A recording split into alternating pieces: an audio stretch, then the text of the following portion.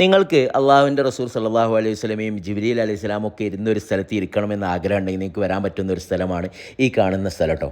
ഈ ഒരു സ്ഥലത്തിൻ്റെ ചരിത്രം അറിഞ്ഞാൽ നിങ്ങൾ അള്ളാഹുവിൻ്റെ റസൂലിനോടുള്ള മുഹബ്ബത്ത് നിങ്ങൾക്ക് കൂടുതൽ വർദ്ധിക്കും. കാരണം ഏകാന്തതയിൽ ആരും ഇല്ലാത്ത സമയത്ത് ഇരിക്കുമ്പോൾ പോലും തൻ്റെ ഉമ്മത്തി ഉമ്മത്തി ഉമ്മത്തി എന്ന് ആലോചിച്ച ഒരു റസൂൽ.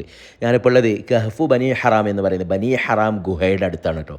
ഈ ഗുഹയുടെ ചരിത്രം എന്ന് പറയുന്നത് മുആദ് ബിൻ ജബൽ റളിയല്ലാഹു അൻഹു പറയാണ്, ഞാൻ ഒരു ദിവസം റസൂലുള്ളാഹി സ്വല്ലല്ലാഹു അലൈഹി വസല്ലമയുടെ അടുത്തൊരു കാര്യത്തിന് വേണ്ടി പോയി. അപ്പോൾ റസൂലുള്ളാഹിയുടെ വീട്ടിൽ പോയി അവിടെ ഇല്ല, റസൂലുള്ളാഹിയുടെ പള്ളിയിൽ പോയി അവിടെ ഇല്ല. അപ്പോൾ ഒരാൾ പറഞ്ഞു റസൂലുള്ളാഹി സ്വല്ലല്ലാഹു കഹ്ഫു ബനി ഹറാമിൽ ബനി ഹറാം ഗുഹൻ്റെ ഭാഗത്തേക്ക് പോകുന്നത് കണ്ടിരുന്നു. അങ്ങനെ റസൂലുള്ളാഹി സ്വല്ലല്ലാഹു അലൈഹി വസല്ലം തിരഞ്ഞുകൊണ്ട് എന്ത് ചെയ്യാണ് ഈ ഒരു ഭാഗത്തേക്ക് മുആദ് ബിൻ ജബൽ റളിയല്ലാഹു അൻഹു വരികയാണ്. അപ്പോൾ വന്ന സമയത്ത് റസൂലുള്ളാഹി സ്വല്ലല്ലാഹു ഈ ഗുഹയിലുണ്ട്, ആളെന്ത് ചെയ്യാണ് സുജൂദിലാണ് ദീർഘനേരം. അപ്പോൾ മുആദ് ബിൻ ജബൽ റളിയല്ലാഹു അൻഹു ഞാനിങ്ങനെ കാത്തിരുന്നു റസൂലുള്ളാഹി സുജൂദിന് എണീറ്റിട്ട് എൻ്റെ കാര്യങ്ങൾ പറയാം. പക്ഷേ റസൂലുള്ളാഹി സ്വല്ലല്ലാഹു ഒരുപാട് നേരം ദീർഘമായ സുജൂദ്, എത്രത്തോളം മുആദ് ബിൻ ജബൽ നിന്ന് കുഴങ്ങിയിട്ട് അവസാനം റസൂലുള്ളാഹി സ്വല്ലല്ലാഹു ഒരു വഫാത്തായി പോയോ, കാരണം അനക്കൂല്ല ഒന്നുമില്ല, ഒരേ സുജൂദ്.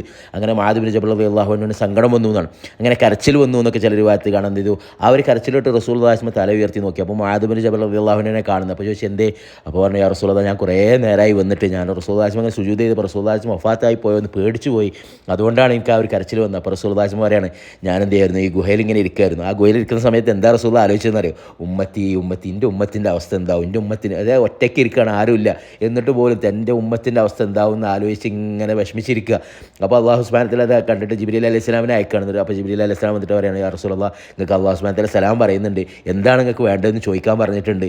അപ്പോൾ റസൂലുള്ളാഹി പറയാണ്, എൻ്റെ ആവശ്യം എന്താണ്, എൻ്റെ ആഗ്രഹം, എൻ്റെ വിഷമം എന്താണ്, എൻ്റെ റബ്ബിനെ അറിയാം, നിങ്ങൾ തിരിച്ചു പോയിക്കോളി എന്ന് പറയാൻ. അങ്ങനെ ജിബ്രീൽ അലൈഹി സ്വലാം പോയിട്ട് എന്ത് ചെയ്യാണ്, വീണ്ടും വന്നിട്ട് റസൂലുള്ളാഹിനോട് പറയാം, റസൂലുള്ളാഹ്, അല്ലാഹു സുബ്ഹാനഹു വ തആല നിങ്ങളോട് പറയുന്നുണ്ട്, ഇന്നാ ലനസുഅക ഫി ഉമ്മത്തിക്, അഥവാ അല്ലാഹു സുബ്ഹാനഹു വ തആല ഒരിക്കലും നിങ്ങളെ ഉമ്മത്തിൻ്റെ കാര്യത്തിൽ നിങ്ങളെ വേദനിപ്പിക്കൂല, നിങ്ങൾക്ക് വിഷമം ഉണ്ടാക്കുന്ന ഒരു കാര്യം ചെയ്യൂല എന്നുള്ള ഒരു വാക്ക് അല്ലാഹു സുബ്ഹാനഹു വ തആല ജിബ്രീൽ മുഖാന്തരം റസൂലുള്ളാഹിനെ അറിയിക്കുകയാണ്. അതായത് ആദ്യം ജിബ്രീലിനെ വിട്ട് ചോദിക്കുകയാണ്, റസൂലുള്ളാഹി ജിബ്രീലിനോട് പറയുന്നുണ്ടോ നോക്കാം. പക്ഷേ റസൂലുള്ളാഹി എന്ത് ചെയ്തു, അല്ലാഹുവിലേക്ക് മാത്രം ഉറച്ചു നിന്നു, എൻ്റെ റബ്ബിൻ്റെ അറിയല്ലോ, അവൻ തന്നെ തീരുമാനിക്കട്ടെ എന്ന്. അപ്പോൾ പിന്നെ ജിബ്രീൽ അലൈഹി സ്വലാം പോയിട്ട് പിന്നെ അല്ലാഹു സുബ്ഹാനഹു വ തആല എന്ത് ചെയ്യാണ്, അതിന് ഉത്തരം കൊടുക്കുകയാണ്. അല്ലാഹുവിൻ്റെ റസൂലിനെ എന്ത് ചെയ്യില്ല, ഒരിക്കലും ഉമ്മത്തിൻ്റെ കാര്യത്തിൽ വിഷമിപ്പിക്കൂല എന്നുള്ളൊരു ഇത് കൊടുക്കുക. അപ്പോൾ ആ ഒരു സന്തോഷം കൊണ്ട് അള്ളാഹുവിൻ്റെ റസൂൽ എന്ത് ചെയ്യുക, സുജൂദിലേക്കാണ് വീണിട്ട് സുജൂദ് ചെയ്തിട്ടും അള്ളാഹുവിൻ്റെ റസൂലിന് മതിയാകുന്നില്ല.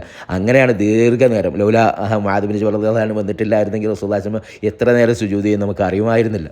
ഊണിലും ഉറക്കത്തിലും രഹസ്യത്തിലും പരസ്യത്തിലൊക്കെ തൻ്റെ ഉമ്മത്തിനെന്ത് സംഭവിക്കും എന്ന് മാത്രം ആലോചിച്ച് ജീവിച്ച ഒരു റസൂൽ സല്ലല്ലാഹു അലൈഹി വസല്ലം ഇരുന്ന സ്ഥലമാണ് നിങ്ങളിപ്പോൾ ഈ കണ്ടുകൊണ്ടിരിക്കുന്നത്.